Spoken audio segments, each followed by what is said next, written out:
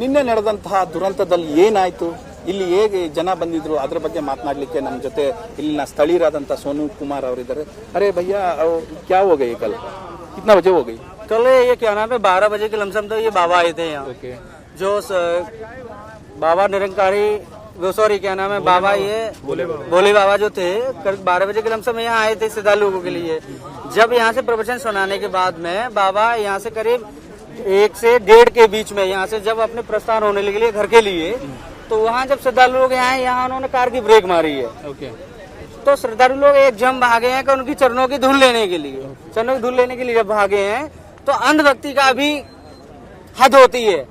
जब यहाँ इतने भक्तजन यहाँ मर गए कि यहाँ 500-600 आदमी हजारियों के तादाद पे एक से एक ऊपर पड़ा था। यहाँ कम से कम 2 साल के, कभी 4 साल के बच्चे, कोई लड़कियां थी 18 साल की, कोई 20 साल की, और कुछ महिला थी बड़ी बूढ़ी, यहाँ काफी दबी हुई थी। तो हमने ही गांव वासियों ने ही, राहत कर्मियों ने, हमने खुद यहाँ से निकाला उन लोगों को। और कुछ एम्बुलेंस वगैरह की व्यवस्था भी नहीं थी यहाँ ऑलरेडी पहले से, तो हमने टेम्पू वगैरह रुकवा के किसी के गाड़ी में और यहाँ उठवा के उनको रखवाया।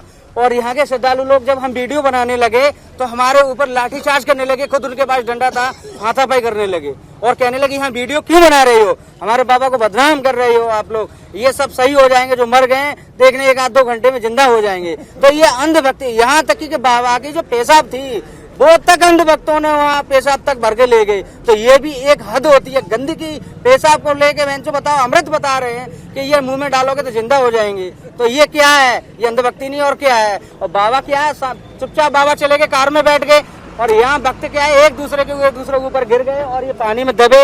कुछ लोग यहाँ कपड़े भी थे, बैग्स वगैरह थे, चप्पलें वगैरह थी, तो हम लोगों ने यहाँ से निकाली हैं साइड से। और 2-2 साल के बच्चे मरे। यहाँ चीख पुकार इतनी थी कि दिल दहलाने वाली बात थी कि आज तक हमने यहाँ ऐसा कभी नहीं देखा अपने गांव पे।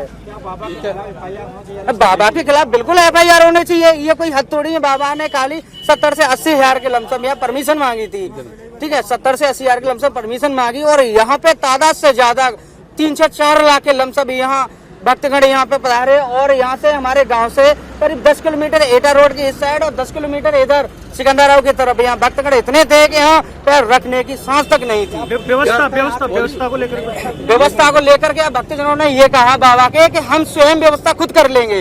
यहाँ रात में एसओ साहब परसों की रात में जब आए तो यहाँ डिवाइडर पे भक्तगण सो रहे थे। उन्होंने खुद कहा है कि आप ये गाड़ियां एक साइड से करवा दे हैं, और इन डिवाइडर पे जो आपके भक्त जो सो रहे हैं, इनको कुछ सांप या बिच्छू कोई काट अगर लेता है तो इसकी जिम्मेदारी किसकी होगी। पुलिस प्रशासन ने खुद कहा, तो उन्होंने स्वयं भक्तगणों ने ये कहा। तो कमेटी पूरा बंद है क्या वो कल? हाँ, कल एक साइड को क्लोज कर दिया था और ये ओपन कर रखा था खाली एक साइड को। हाँ, तो उसमें क्या है कि जब भक्त लोग यहाँ से कहने लगे हम स्वयं अपनी स्वयं रक्षा करेंगे, और हमारे ये सिक्योरिटी वगैरह गार्ड्स वगैरह लगे हैं, जैसे कि वो ब्लैक कपड़े पहन के बाबा के ब्लैक कमांडो की तरह थे, उन्होंने वो खुद कह रहे थे कि स्वयं हम सुरक्षा कर्मी हैं यहाँ के, आपकी हमें कोई जरूरत नहीं है। पुलिस प्रशासन को खुद बोल दिया कि हमें कोई जरूरत नहीं है, इसलिए वो काफी लोग चले गए। तब भी पुलिस प्रशासन यहाँ काफी लगा हुआ था इनकी सुरक्षा के लिए।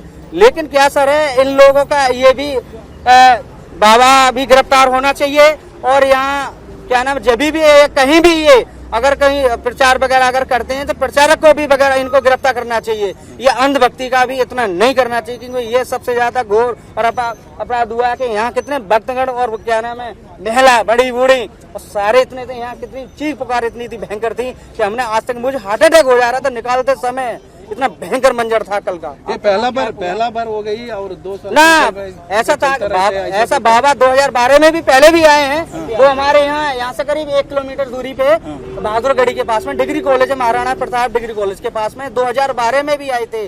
तो वहाँ भी कुछ ऐसा हादसा हुआ था। कुछ लोग पहले भी जहाँ ये क्या नाम है अपना कार्यक्रम करते हैं और ऐसा होता है, लेकिन उन चीजों पे ध्यान व्यक्तिगत कोई नहीं देता, नाम पे कोई ध्यान नहीं देता, व्यवस्था पे तो बिल्कुल कोई ध्यान ही नहीं देता। वो खुद कह देते हैं स्वयं हम जिम्मेदार हैं, स्वयं हमारे सुरक्षा कर्मी हैं, तो आपकी हमें क्यों जरूरत है। पुलिस प्रशासन को स्पष्ट मना कर देते हैं, इसमें पुलिस प्रशासन की कोई गलती नहीं है। ಇಲ್ಲಿನ ಸೋನು ಕುಮಾರ್ ಹೇಳ್ತಾ ಇರುವಂತದ್ದು। ಕ್ಯಾಮರಾ ಪರ್ಸನ್ ಕೈಲಾಶ್ ಜೊತೆ ಡೆಲ್ಲಿ ಮಂಜು, ಏಷ್ಯಾನೆಟ್ ಸುವರ್ಣ ನ್ಯೂಸ್, ಅತ್ರಾಸ್।